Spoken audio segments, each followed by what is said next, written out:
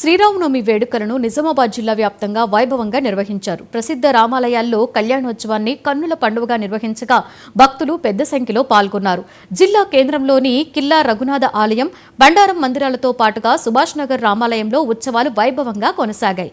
జెండా బాలాజీ ఆలయంలో కూడా సీతారాముల కళ్యాణోత్సవాన్ని వైభవంగా నిర్వహించారు. మరోవైపు పెద్దరామ మందిరంలో కూడా శ్రీరాముని నామకరణ మహోత్సవం, పల్లకీ సేవా కార్యక్రమాలు అంగరంగ వైభవంగా నిర్వహించారు.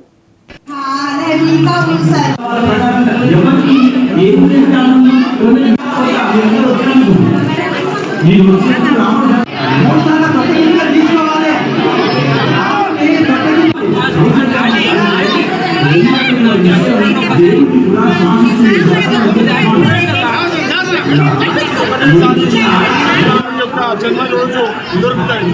ఆ సొంటి చక్కెర తిన్నవాడు సంవత్సరం అంతా ఇలాంటి ఆరోగ్యం వాడిది ఏమి కాకుండా ఆరోగ్యంగా ఉంటాడు. అది ఆ రోజు నుంచి ఈ రోజు దాకా సమర్థుడు చెప్పినటువంటి రామ మందిర్ యొక్క విశిష్ట. సో దానికి భక్తులు అధిక సంఖ్యలో వస్తారు. ఏర్పాట్లు నెంబర్ అవుతున్నాయి. రేపు అంటే 11 గంటలకు రేపు అన్నదాన కార్యక్రమం జరుగుతుంది. రేపు లాస్ట్ అన్నమాట.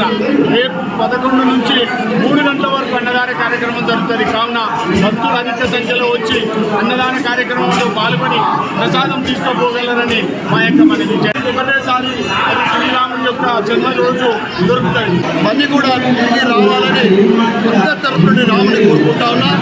అదేవిధంగా ఒకటే మాట, రాబోయే రోజులలో రామరాజ్యం రావాలి. దానికి గత 11 సంవత్సరాల నుండి అడుగులు వేస్తూ ఉంటే ప్రజలందరూ కూడా ముందుకు నడుస్తున్నారు. ప్రజలు రామాని ఆశీర్వాదంతో ఏదైతే 2047 వరకు విశ్వగురు స్థానం, రామరాజ్యం, అఖండ భారత్, ఏదైతే ప్రతి పేదవాడు కూడా అన్ని పథకాలు చెందాలా, పేదవాళ్ళు అభివృద్ధి చెందాలని అప్పుడు వారిని కోరుకుంటూ మరొక్కసారి హిందూ నగర జిల్లా ప్రజలందరికీ కూడా మరియు మీడియా మిత్రులకు